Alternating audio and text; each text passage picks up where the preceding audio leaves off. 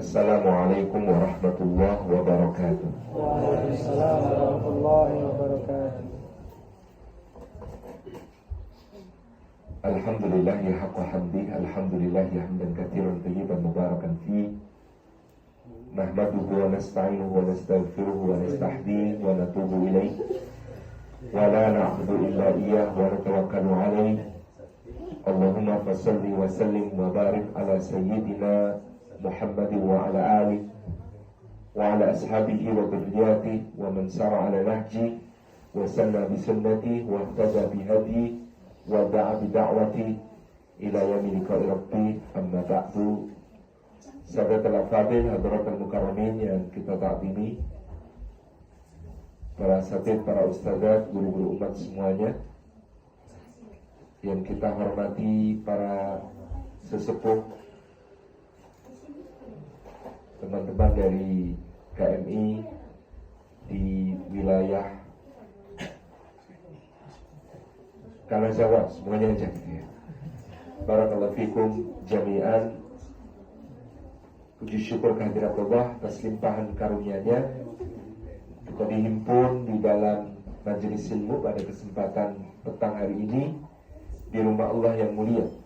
Mudah-mudahan setiap langkah yang kita tempuh, tiap tapaknya menggugurkan dosa-dosa kita, meninggikan derajat kita di sisi Allah Subhanahu wa Ta'ala, dan menjadi pemudah jalan kita semua menuju ke surga. Juga duduk kita semua semoga termasuk dalam sabda Rasulullah sallallahu alaihi wasallam.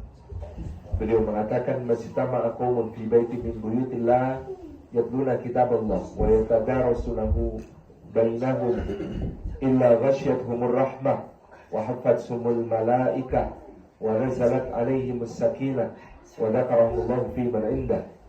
Rawahu Muslim ayhuwa sahih. Tidak berhimpun satu kaum di satu rumah di antara rumah-rumah Allah, di rumah Allah yang diberi nama Umar bin Khattab. Menarik sekali. Boleh juga di Jepang ini karena salah satu tokoh muslim yang menerjemahkan Al-Quran ke dalam bahasa Jepang, namanya Umar Mita, tapi bukan Syamila. Jadi nama beliau memang diambil oleh ayahnya dari nama tokoh muslim Jepang yang pertama kali menerjemahkan Al-Quran ke dalam bahasa Jepang. Jadi nama Umar ini memang ada keberkahan khusus untuk Jepang. Meskipun ini namanya Umar bin Khattab. Mudah-mudahan jamaahnya tidak terlalu galak-galak begitu ya.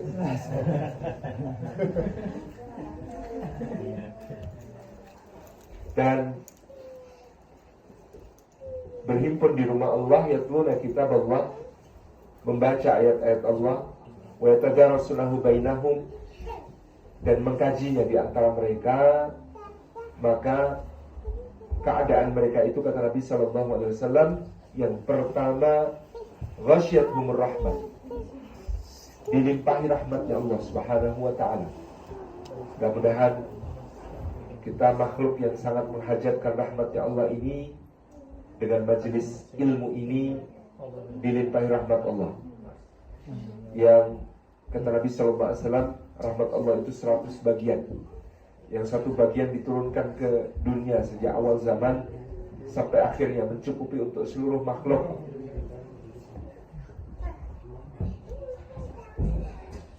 Maka dia adalah zat yang Ar-Rahman, Maha Pengasih, kasihnya tidak pilih-pilih. Sedangkan 99 bagian dikhususkan bagi orang yang beriman dan bertakwa, digenapkan sempurna nanti di akhirat. Di dunia dicicip-cicipkan dalam ketaatan-ketaatan. Maka dia adalah Ar-Rahim, zat yang Maha Penyayang, yang sayangnya tiada batas berbilang. Maka dulu para sesepuh kita mengatakan, jangan senang dulu kalau dikasih, karena dikasih belum tentu disayang. Tapi kalau disayang, biasanya dikasih.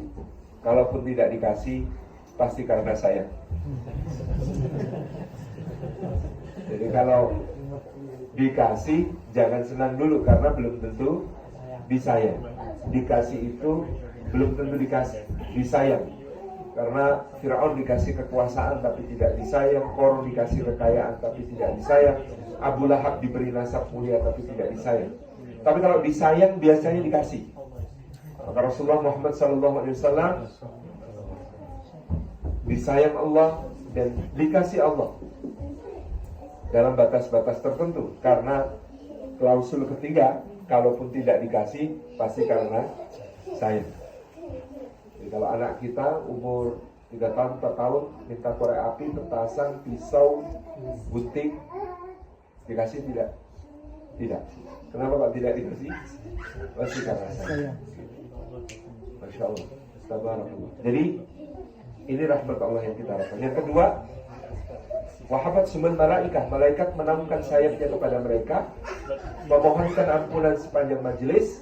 Begitu majelis selesai maka menghadap kepada Allah Subhanahu wa taala, melaporkan nama kita dan memintakan surga dan perlindungan dari neraka untuk kita, dan akan tinggal di sisi Allah sampai tibanya yaumul hisab bagi kita, dan pada yaumul hisab berdiri sebagai pembela bagi kita. Jadi rajin datang majelis ilmu itu termasuk upaya melakukan rekrutmen tim pembela.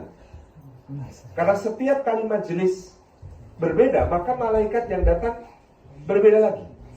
Maka dalam hadis lain diterangkan malaikat jenis ini yang dulu Nabi Samawati wal Ard, yang selalu berada di antara langit dan bumi, jumlahnya lebih banyak daripada malaikat pencatat amal. Jumlahnya lebih banyak daripada 2 kali lipatnya manusia. Jadi Masya Allah, tabarakallah, dia banyak sekali. Maka yang bermajelis ilmu hakikatnya sedang menghimpun banyak-banyak tim pembela kelak di hadapan Allah. Yang ketiga, wanazalat alaihi musakinah, ketentraman turun, karena tentramnya orang mukmin itu berawal dari ala bidzikrillah tatma'innul qulub, mengingat Allah Subhanahu wa taala. Kalau ingat makhluk itu gelisah. Di Indonesia juga begitu. Ingat kendaraan sendiri juga gelisah, apalagi ingat cicilannya. Ingat rumah juga gelisah. Ingat anak sendiri saja gelisah, apalagi ingat anak orang.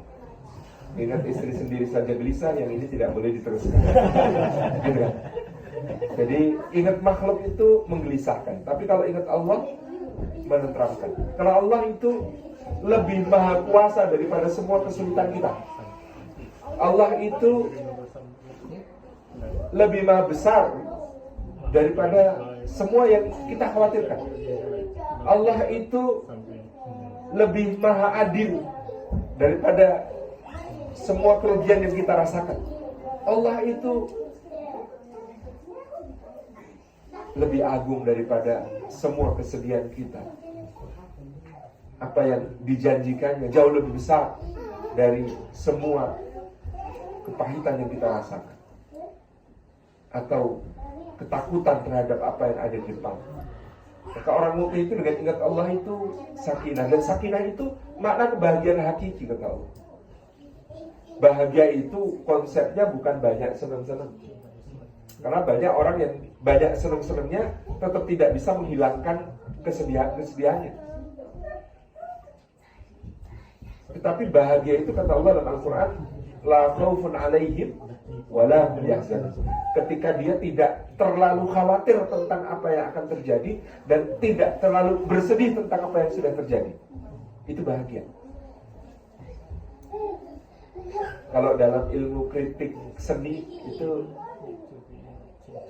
karya seni yang baik bukan yang banyak dipuji, tetapi yang sulit dikritik. Iya, betul. Gitu ya. Karya seni yang bagus itu bukan yang banyak dipuji, tetapi yang sulit dikritik. Sama, bahagia itu bukan banyak senang-senang, tapi yang tidak terlalu khawatir tentang masa depan, tidak terlalu bersedih tentang apa yang sudah terjadi. Yang keempat, wa dzakarallahu fi man 'indah. Ngumpul seperti ini, Allah menyebut nama kita semua, disebut-sebut dengan bangga pada makhluk-makhluk mulia yang ada di sisinya. Dan mudah-mudahan dengan begitu kita termasuk orang-orang yang lebih terkenal di langit daripada di bumi, lebih terkenal di surga daripada di dunia. Karena kalau terkenal di dunia itu menyusahkan dan cepat hilang. Menyusahkannya baru check-in, petugas check-in minta selfie. Ketika nunggu di ruang tunggu, tiba-tiba banyak orang yang diem-diem ngambil videonya untuk distorikan. Kehidupan privasinya itu sangat terganggu gitu.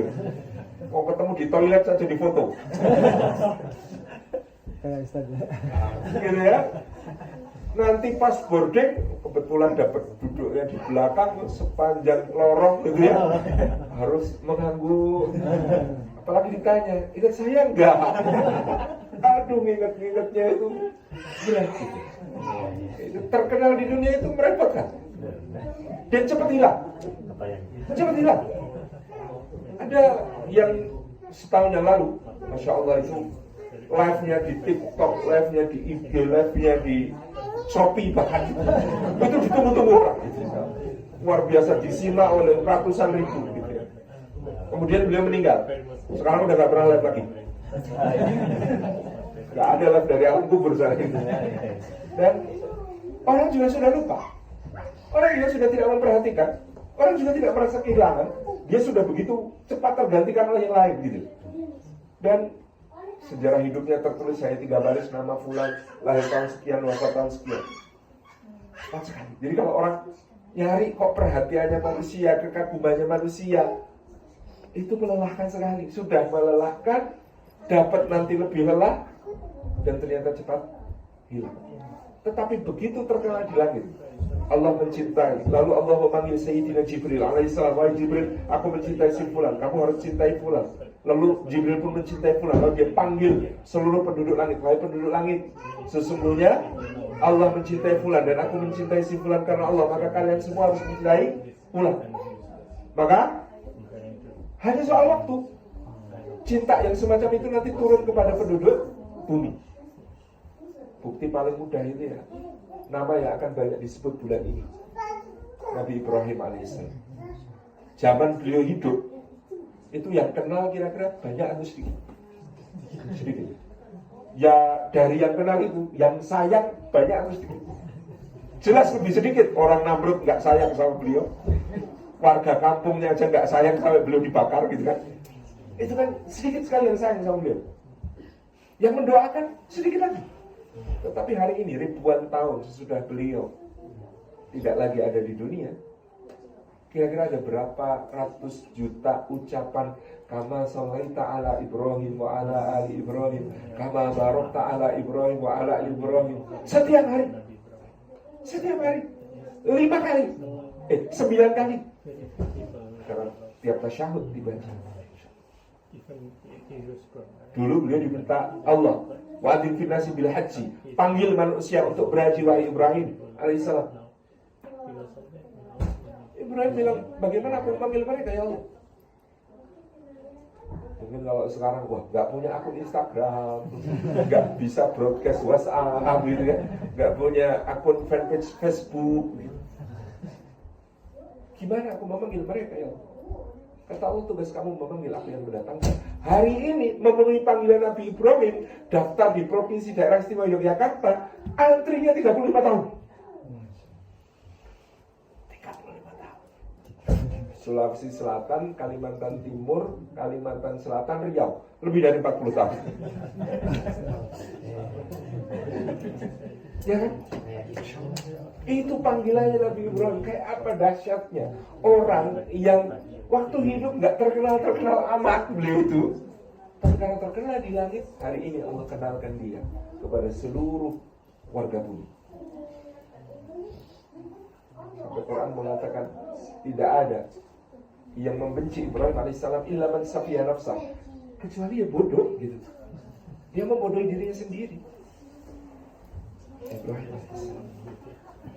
Beberapa hari lagi, entah berapa unta, kambing, sapi yang akan bersimbah darah gara-gara beliau. Gara-gara manusia sedunia mengikuti apa yang beliau lakukan sebagai sunnah kebaikan di sisi Allah. Taqarrub ilallah.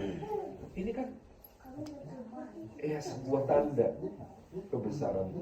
Ya, sebagai muqaddimah menyebut-nyebut Ibrahim alaihi salam, tentu bagian dari saksikan bahwa aku seorang muslim.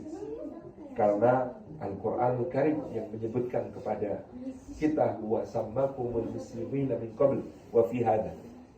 Dan Allah lah yang memberi kalian nama sebagai muslim sejak dulu, dan juga di dalam Al-Qur'an. Dan di dalam Al-Qur'an secara eksplisit orang yang pertama kali diperintahkan Allah untuk aslim, berserah dirilah engkau, adalah Ibrahim alaihissalam. Maka bagi kita pertama-tama dalam saksikan bahwa aku seorang muslim, kenapa Quran memerintahkan faqul ishhadu bi anna muslimun, maka katakanlah olehmu, saksikan bahwa kami adalah orang-orang yang muslim, yang berserah diri kepada Allah Subhanahu wa taala. Ini terkait dengan Ibrahim alaihissalam sebagai sebuah kesadaran identitas. Bukan untuk merendahkan agama lain, tetapi kita mengetahui nama dinul Islam dan sebutan untuk pemeluknya sebagai muslim. Itu termaktub di dalam kitab suci kita, datang dari Allah Subhanahu wa taala. Sementara hampir semua agama lain, nama ajaran dan nama pemeluknya itu disebut oleh manusia. Kita akan kesulitan bertanya kepada para penganut berbagai agama, kenapa Anda disebut sebagai seorang, misalnya Kristen Katolik, Kristen Protestan, seorang Hindu, seorang Buddha? Karena tidak akan ada ditemukan di dalam kitab suci. Sehingga ahli kitab Yahudi di Madinah pada suatu hari mendatangi Sayyidina Umar bin Khattab radhiyallahu anhu dan kemudian mengatakan, wahai Umar, ada satu ayat di dalam Al-Quran yang seandainya ayat itu turun kepada kami, niscaya kami jadikan hari turunnya ayat itu sebagai hari raya bagi kami. Sayyidina Umar mengatakan, ayu ayat yang mana? Kata mereka, ayat yang berbunyi, al-yawma akmaltu lakum dinakum wa atmamtu alaikum ni'mati wa raditu lakum al-islam dinan. Ayat yang menyatakan pada hari ini telah aku sempurnakan untuk kalian agama kalian, dan aku cukupkan untuk kalian nikmat-nikmatku, dan aku ridhoi Islam menjadi agama bagi kalian. Kata orang-orang ahli kitab Yahudi itu, kalau itu turunnya kepada kami, hari turunnya ayat itu kami jadikan hari raya.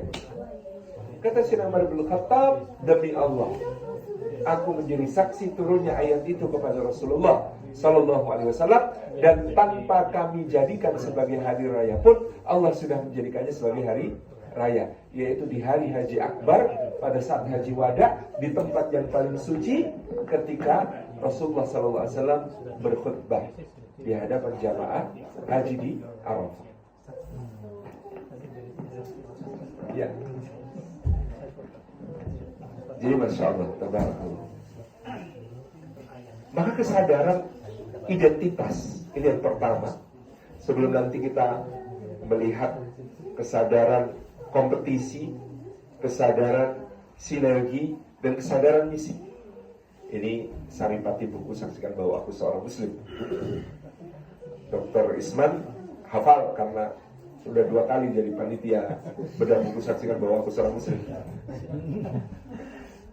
Jadi yang pertama adalah kesadaran identitas.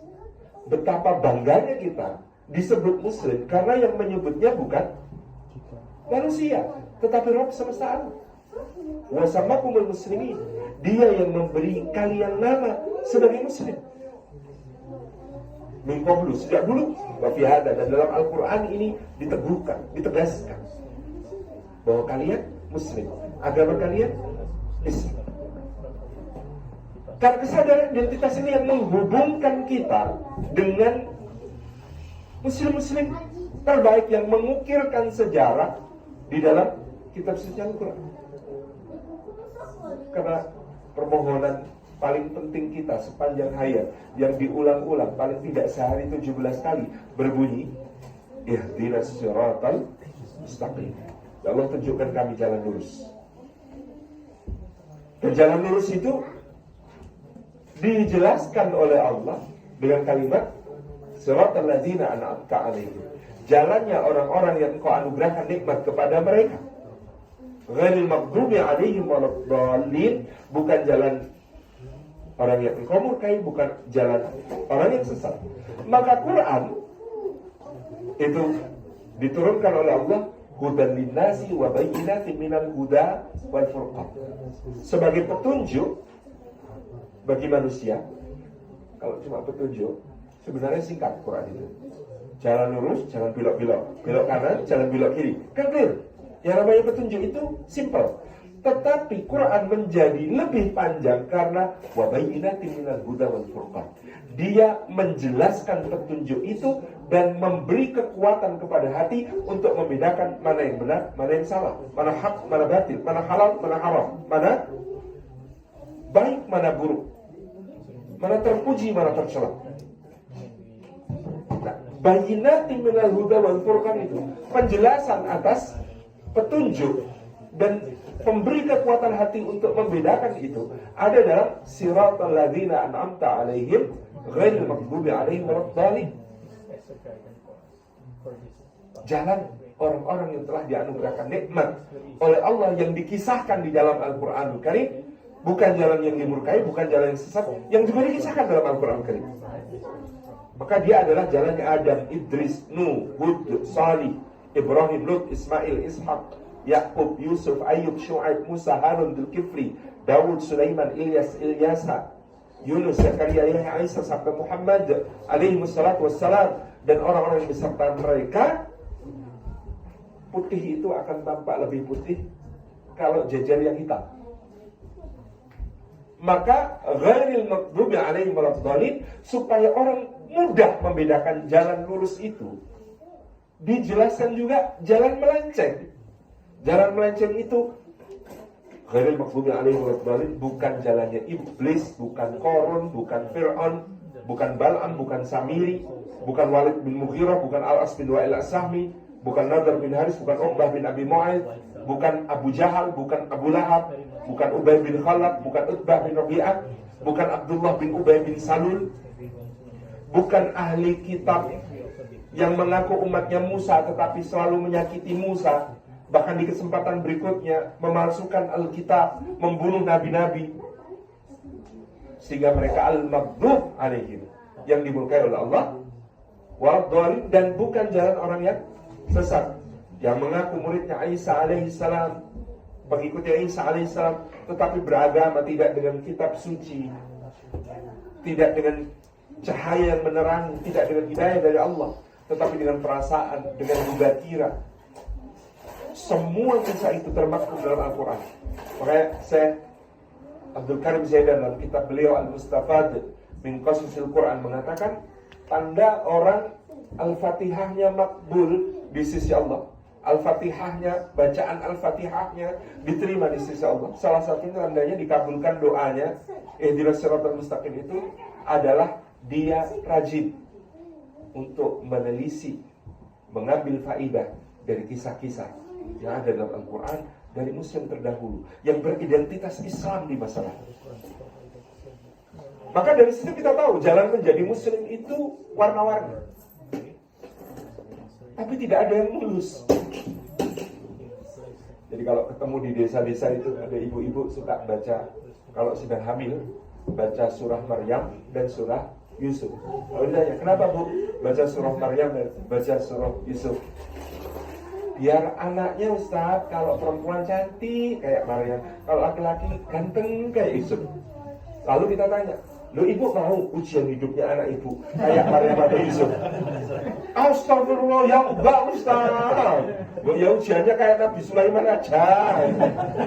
Loh Bu, itu satu paket.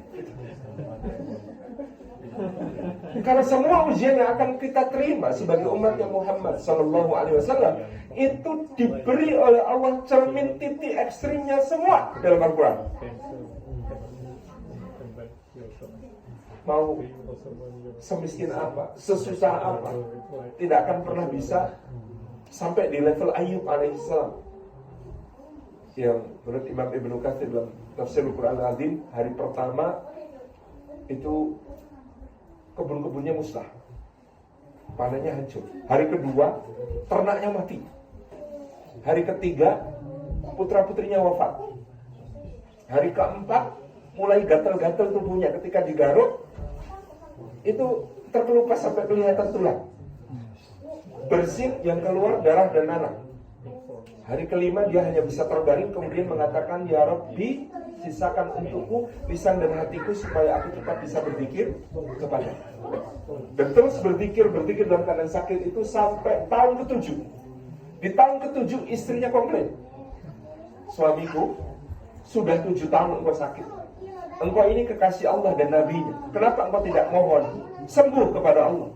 Kenapa sepanjang 7 tahun ini yang keluar dari lisanmu cuma subhanallah, walhamdulillah, wala ilaha illallah, wallahu akbar?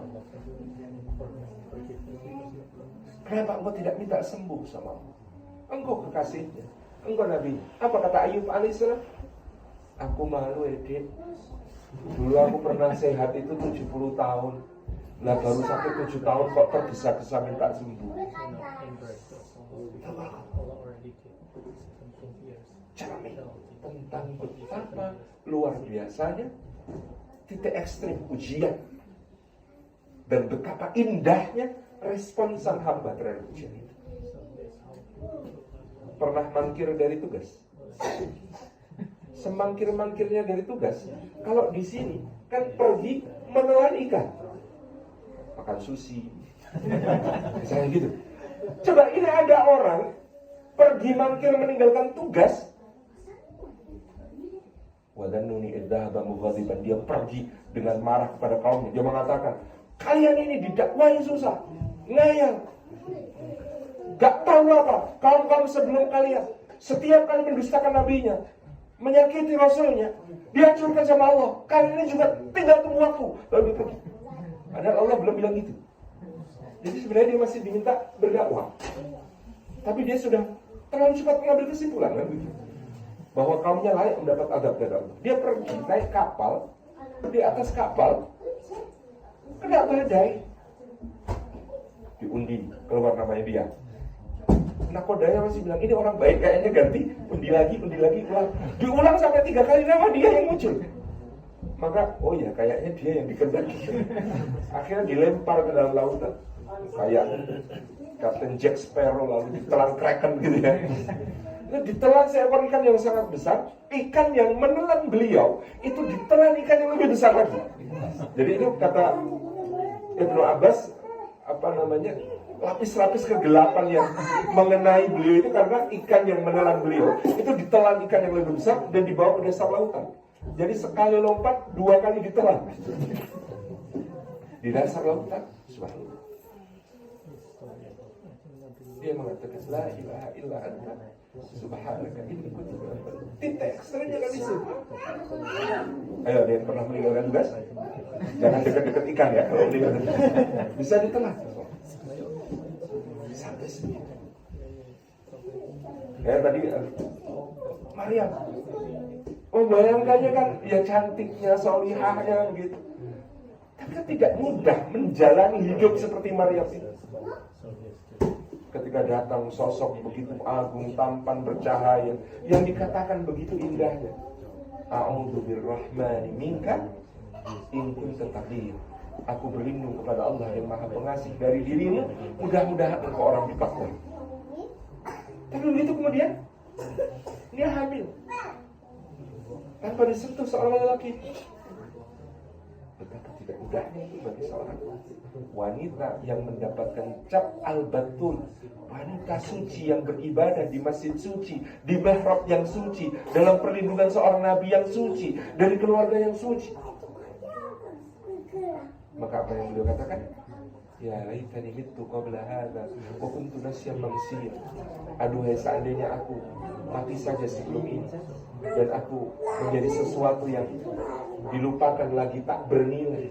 Itu lebih baik bagiku rasanya dibandingkan menanggung beban ini bukan bagi dia, Dalam tafsir dikatakan Maryam itu tidak dalam komplain tentang ujiannya.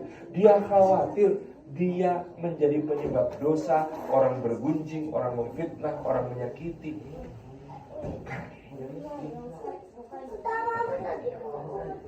Apalagi Yusuf alaihissalam.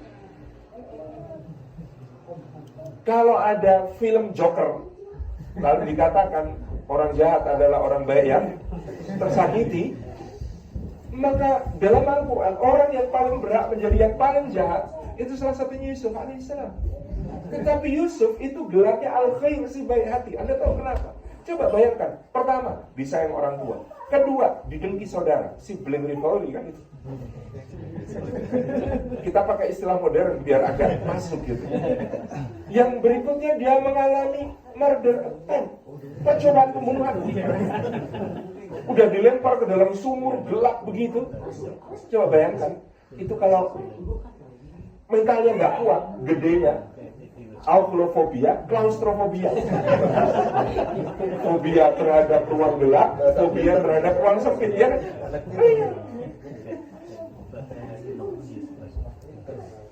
Robert Langdon aja begitu. Lalu dia ditemukan oleh kafilah dagang. Anehnya kafilah dagangnya tidak mengatakan, bapakmu di mana nak? Ayo kami hantar. Enggak, dibawa ke negeri asing yang jauh. Maka dia mengalami human trafficking. Oh iya, betul kan? Perdagangan manusia. Dijual, akhirnya kemudian menjadi budak. Maka dia mengalami slavery, perbudakan. Sudah mengalami perbudakan, ada nyonya muda di rumah itu yang jarang disentuh oleh suaminya yang sudah tua, yang syahwatnya bangkit melihat Yusuf, lalu menutup semua pintu, lalu berkata, hai talam. Bahasa kita, sini saya. Dan bagaimana seorang pemuda yang digoda dalam keadaan seperti ini, tetapi dia memilih lari, maka bajunya sobek bagian belakang.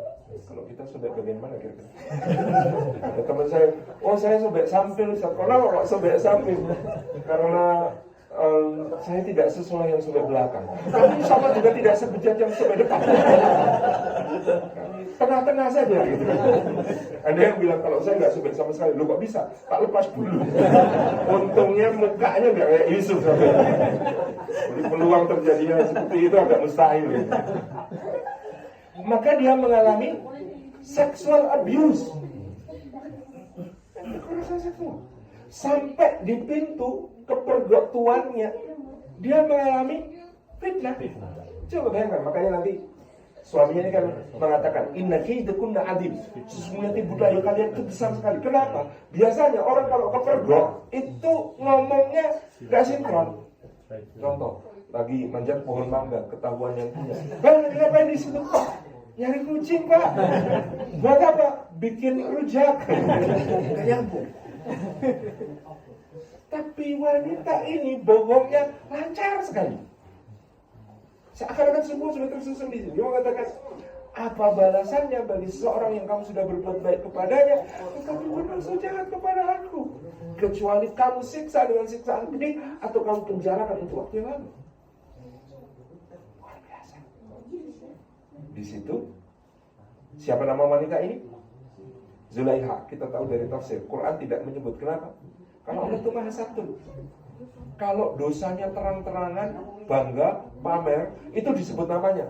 Contoh, tabat siada abila habiwa mata. Dosanya bangga, dipamer-pamerkan, ngajak-ngajak, itu nggak punya malu, maka disebut namanya. Tetapi kalau wanita ini masih punya malu, apa buktinya? Dia nutup semua pintu sebelum mudahnya Yusuf. Berarti masih punya malu. Maka Allah jaga namanya, nggak dibocorkan. Allah mengatakan Imra'atul Aziz. Terjemahnya oknum istri pejabat.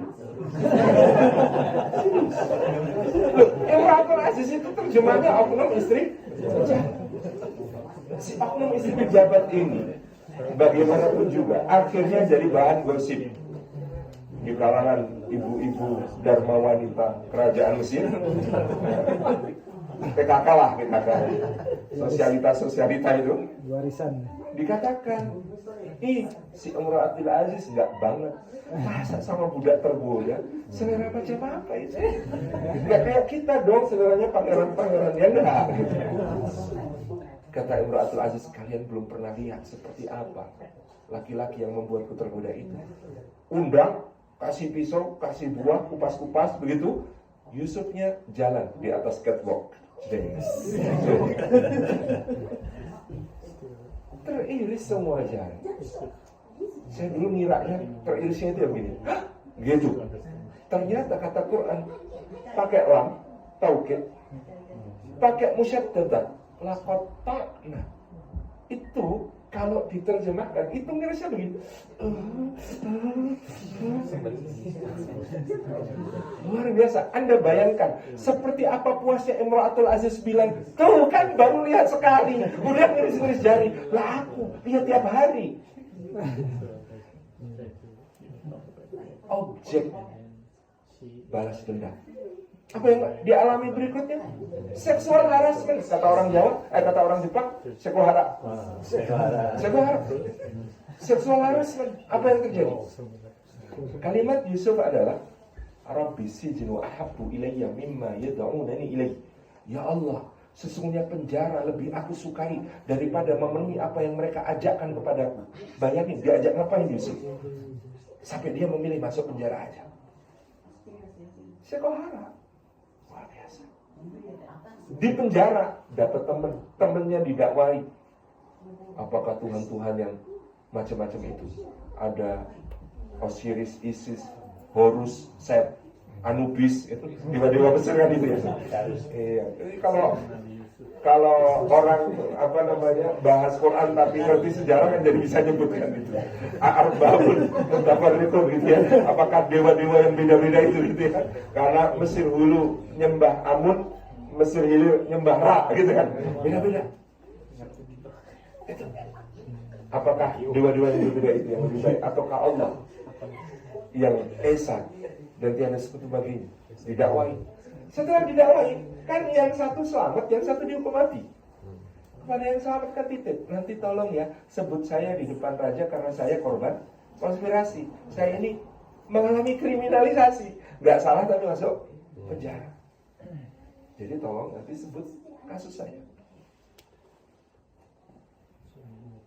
Dan temannya ini lupa untuk menyebut itu.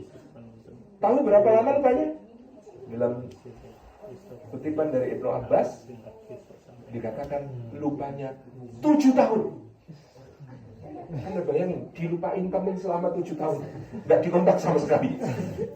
Padahal ini itu lupa apa kredit motor ya. 7 tahun. Di tahun ke-7 ketika negara menjalani krisis, baru kemudian temannya ingat, oh iya Tuan Raja, saya punya teman, sampai lupa.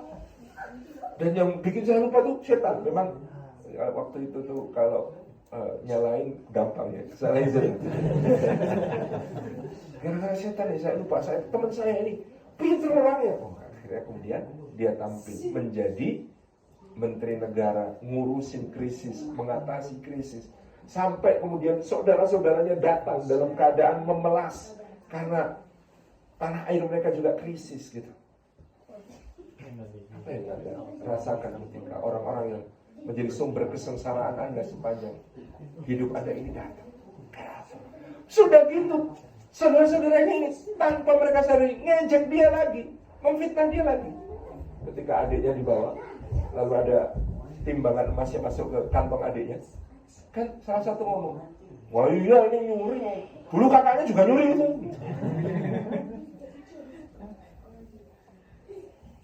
Sudah gitu.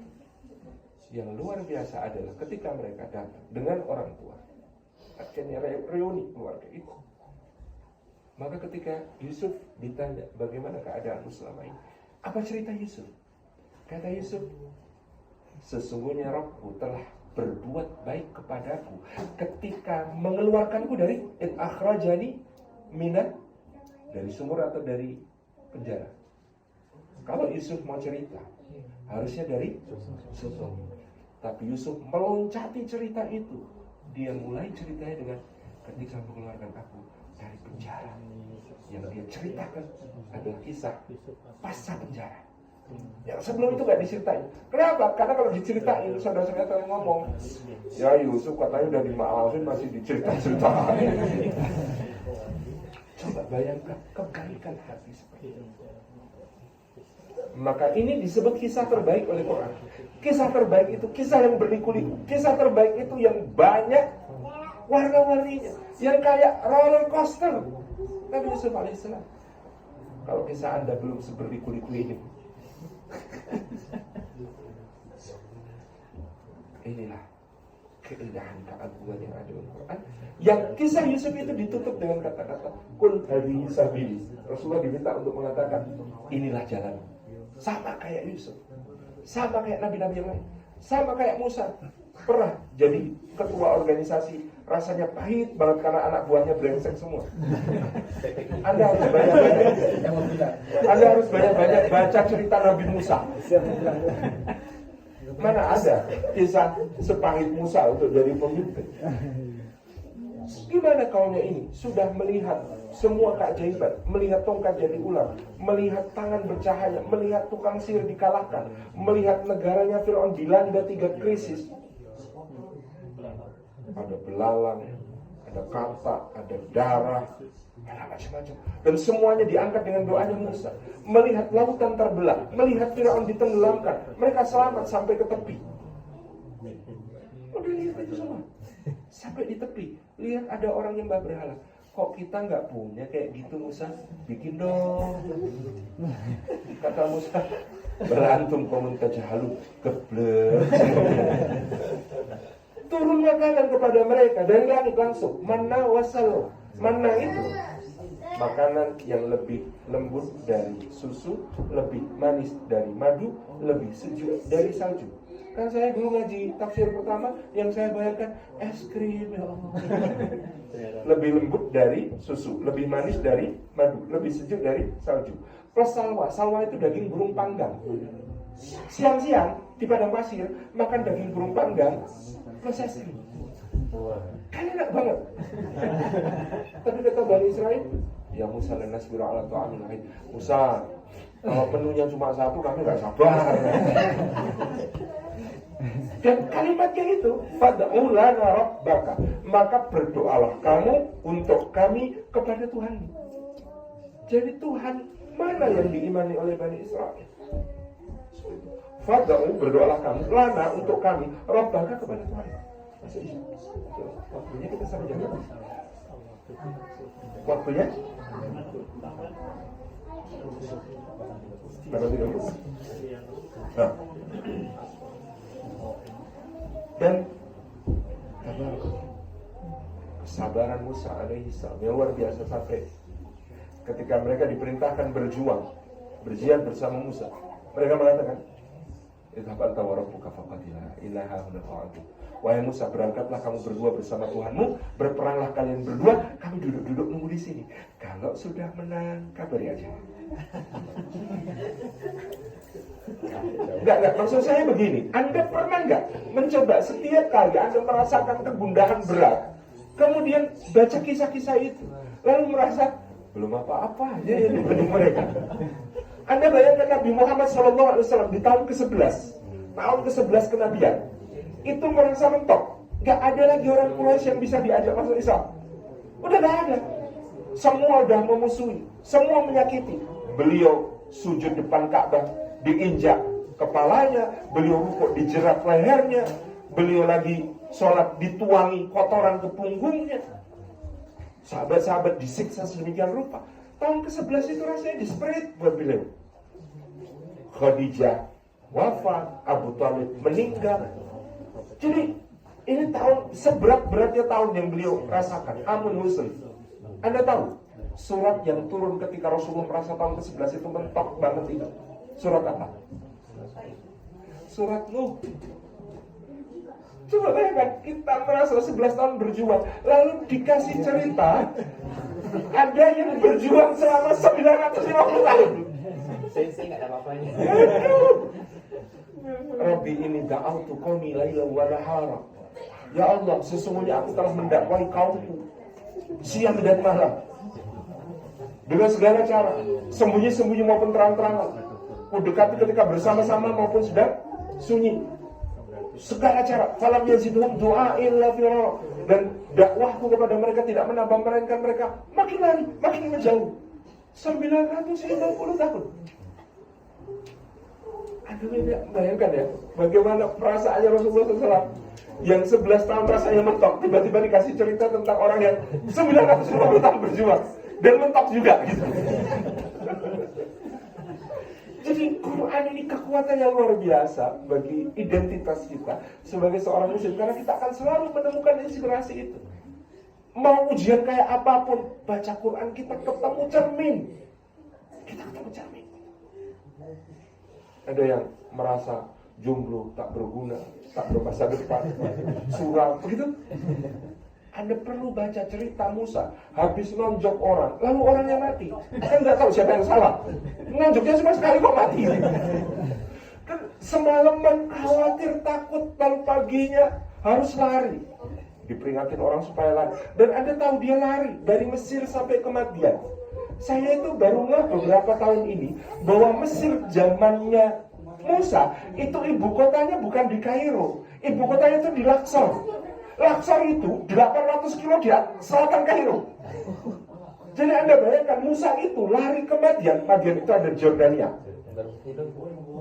Anda bayangkan itu dari Luxor yang 800 km ke selatan Mesir, terus ke utara sampai nyebrang sini sampai ke Jordan. Cek nanti di Google Map. Berapa larinya? Mana yang rasanya lebih nggak berguna dibandingkan Musa zaman itu? Dikejar-kejar, ketakutan, ngeri, lari terus, nggak nengok-nengok, sampai di tempat di mana dia ketemu satu kaum lagi ngasih minum ternak. Nah ini yang luar biasanya Musa kan di situ. Dia takut, lapar, capek. Orang kalau lagi kayak gitu kan bad mood biasanya.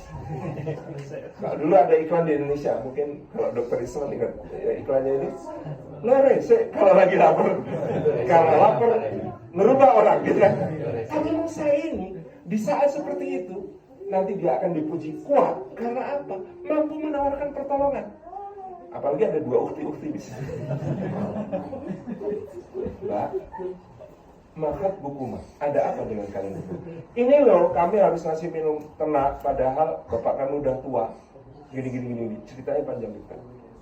Cuman itu desak-desakan kayak begitu, kami nggak mau. Nanti aja kalau semua udah selesai, kami akan kasih minum. Kami tunggu. Wah, kemalaman deh. Sini, abang yang kasih minum. Cet, masuk, minggir. Ada batu besar ternyata di mata air itu, sama Musa dibongkar, diangkat, kemudian semua orang bisa ngasih minum ternak. Dia pulang. 2 kali sini pulang. Lupa nggak ucapan terima kasih sama sekali. Maka Musa duduk dengan lemes-lemesnya di bawah sebuah pohon. Lalu dia menengadahkan tangan ke langit. Apa yang dikatakan? Kata para mufassir, saat itu Musa sangat lapar, maka dia berdoa, ingin mohon makanan kepada Allah. Maka kata para ulama, mintalah sekecil-kecilnya sampai sebesar-besarnya itu kepada Allah. Kalau sekecil-kecilnya makan aja, lapar aja mintanya sama Allah.